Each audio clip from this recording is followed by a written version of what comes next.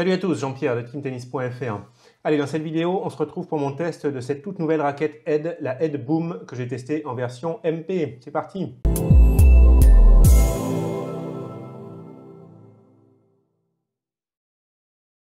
Allez les amis, on va voir un petit peu de quoi il s'agit avec cette Head Boom. D'abord, je vous laisse regarder quelques extraits de mon test sur le terrain. A tout de suite.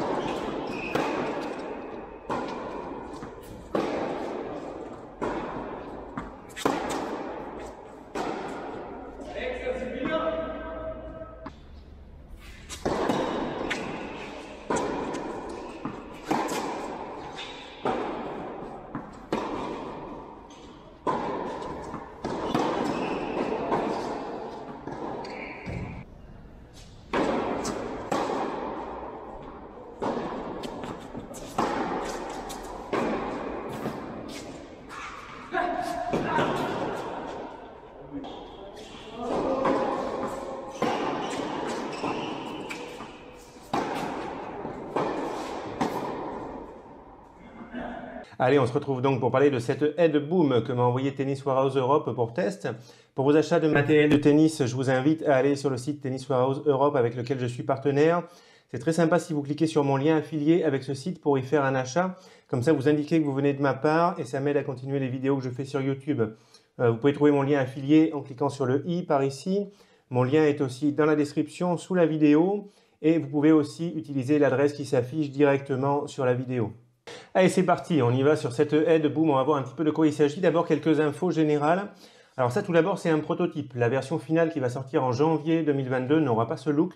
Je vous mets une image à l'écran du look final de la raquette. Donc chez Ed, il n'y a plus de gamme Instinct. Disparition de la gamme Instinct, arrivée de la gamme Boom. Je ne sais pas si on peut dire que les Boom remplacent vraiment les Instinct. En tout cas, plus de Instinct. Et arrivée de cette nouvelle gamme qui est présentée comme une gamme avec des raquettes plutôt orientées puissance, confort, bon accès au lift. Chez les pros, j'ai vu qu'il y avait Lorenzo Musetti qui testait une Ed Boom. Alors, ce n'est pas la version MP, c'est la version Pro. Tu as mis plus petit, 632, et puis plus lourde. Il teste ça en alternance avec son Extreme Tour. Donc, à voir s'il va jouer avec ça et puis s'il y aura d'autres pros qui vont jouer avec des raquettes de la gamme Boom. Allez, on y va sur les caractéristiques techniques de cette raquette. Je vais vous donner les infos que j'ai parce que je n'ai pas encore tout le détail.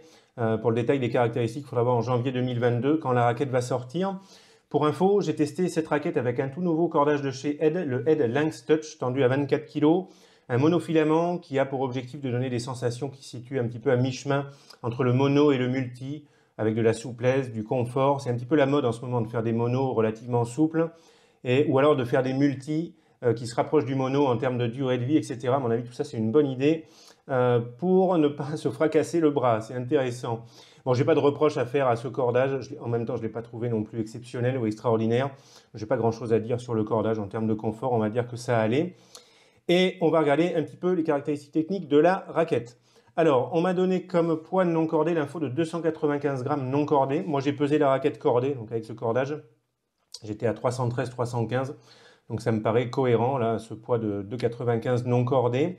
Équilibre, j'ai pas l'info non plus. J'ai mesuré l'équilibre raquette cordée. J'étais à peu près à 32 cm et demi, raquette cordée, donc à mon avis non cordée, on sera à peu près à 32 cm, ce qui est un équilibre neutre. J'ai pas eu de ressenti de poids en tête de raquette. En même temps, la raquette n'est pas ultra légère. En tête, on sent un tout petit peu de poids. À mon avis, on sera à 32 cm, raquette non cordée, un équilibre vraiment neutre. Swing weight, j'ai pas d'info. À mon avis, ce sera relativement bas parce qu'il y a quand même une très bonne maniabilité sur cette raquette. Taille de tamis, 645 cm², moyen tamis un petit peu grand déjà, alors ça c'est polyvalent à la base.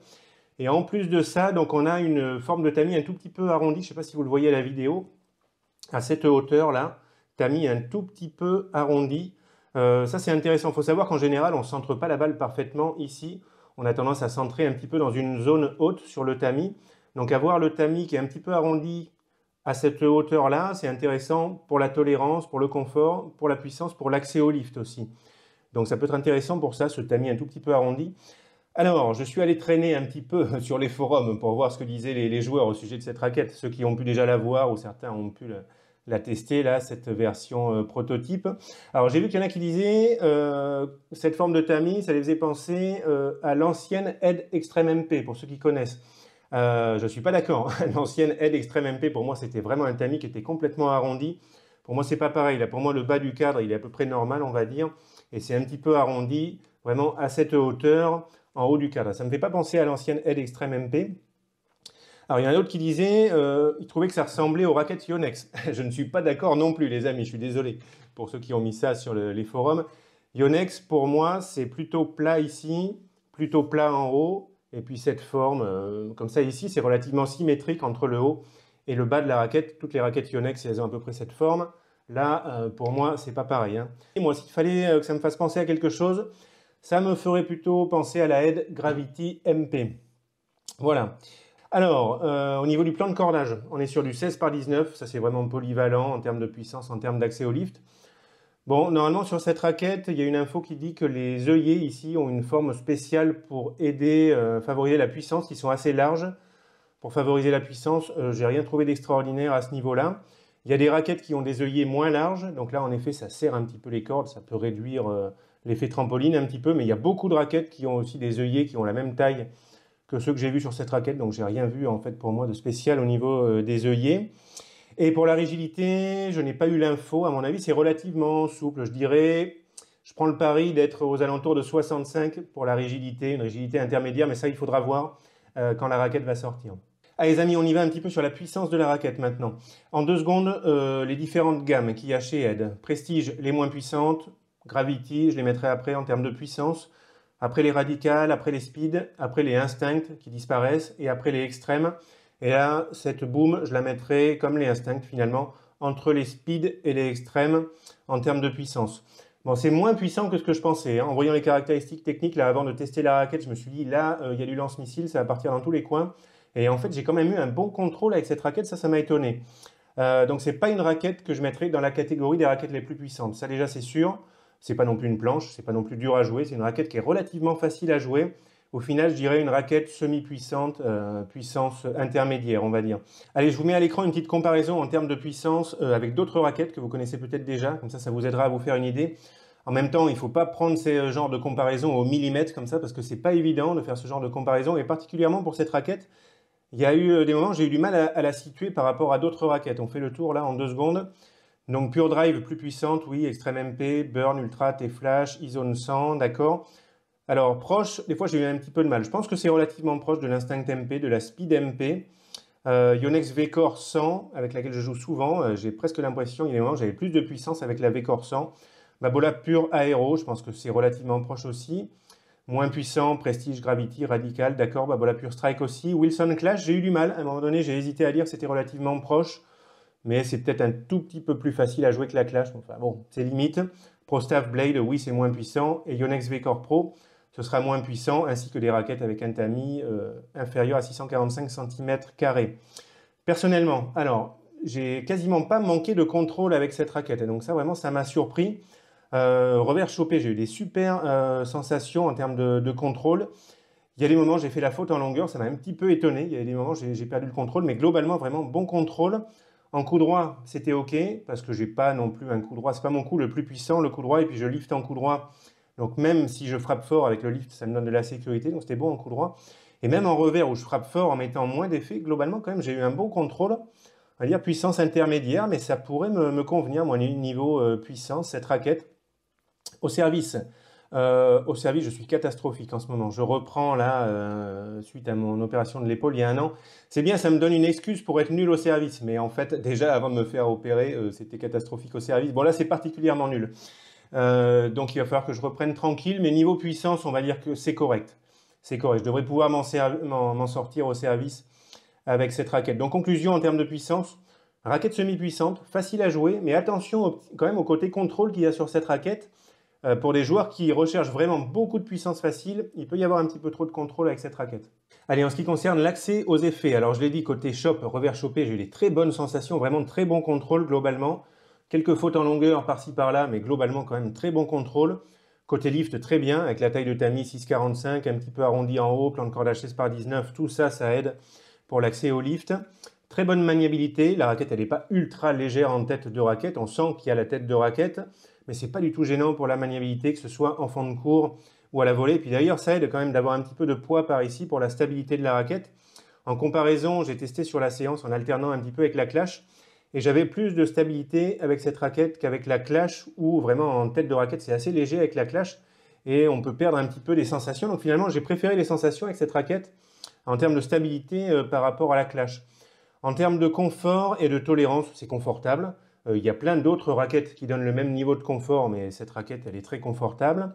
Il y a une bonne tolérance, la taille de tamis un petit peu arrondi, plan de cordage 16/19, tout ça, ça aide pour la tolérance. Donc vraiment, confort, tolérance, sympa sur cette raquette. Allez, on se fait un petit résumé donc pour cette Head Boom en version MP. Donc je dirais que c'est une raquette qui a une puissance intermédiaire, c'est pas une raquette surpuissante. Je ne la mets pas dans la catégorie des raquettes les plus puissantes. Pour moi, au-dessus, il y a toujours la Head Extreme MP, Babola Pure Drive, Wilson Burn, Yonex E-Zone. Pour moi, ça reste plus puissant. Donc, globalement, c'est facile à jouer. Mais je dis attention quand même parce que certains peuvent manquer de puissance. Il y a quand même un petit côté contrôle qui est présent sur cette raquette. Il faut faire attention. Pour moi, ça fait un petit peu un mélange entre Head Gravity MP et Head Speed MP. Avec ce côté taille, forme de tamis un petit peu arrondi de la Gravity. Accès au lift, mais qui est meilleur que celui de la Gravity parce que le plan de cordage là est plus ouvert en 16/19. Et puis donc mélange avec le côté un petit peu puissance intermédiaire de la Speed. C'est un petit peu comme une Head Gravity MP qui est plus puissante et plus confortable avec un peu plus d'accès au lift et une Head Speed MP qui serait un peu plus tolérante et avec un peu plus d'accès au lift. Donc très bon accès au lift sur cette raquette, très bonne maniabilité, bonne stabilité pour une raquette relativement légère. Et enfin, bon confort et bonne tolérance.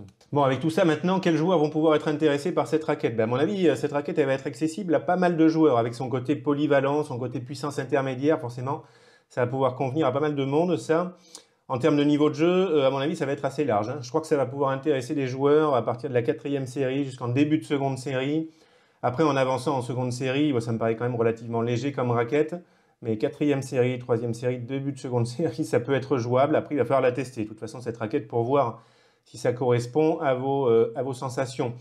Pour des joueurs et des joueuses qui ont un style de jeu polyvalent, on peut faire un petit peu de tout avec cette raquette. Des joueurs semi-puissants, voire puissants, mais qui jouent lifté pour avoir de la sécurité, qui veulent une raquette globalement facile à jouer, tolérante, confortable, avec une puissance intermédiaire, une bonne maniabilité donc. Et donc, alors des joueurs, peut-être qui jouent avec 300 grammes, mais qui trouvent ça un petit peu lourd, qui veulent un tout petit peu plus léger. Des joueurs qui joueraient avec la Wilson Clash, mais qui veulent plus de stabilité et un tout petit peu moins de souplesse. Des joueurs qui joueraient avec la Speed ou avec la Head Radical, mais qui veulent un petit peu plus d'accès au lift, plus de maniabilité, un petit peu plus de tolérance. Ou alors encore des joueurs qui joueraient avec des raquettes puissantes, genre Pure Drive, T-Flash, Yonex Zone, Wilson Bird. Head Extreme MP, c'est un petit peu trop puissant pour eux, ils veulent juste un petit peu moins puissant. Ça peut être intéressant. Et enfin, peut-être intéressant pour des joueurs qui ont une raquette plus contrôle, pas trop puissante, un Tamis 632 ou un Tamis 645, mais avec un plan de cordage resserré, et qui voudrait une raquette en Tamis 645, mais qui en même temps soit pas surpuissante. Voilà les amis, je m'arrête ici pour cette Head Boom. Comme d'habitude, n'hésitez pas, si vous avez des questions, envoyez-moi ça en commentaire de la vidéo. Allez, je vous dis très bon tennis à tous et puis on se retrouve bientôt. Salut à tous!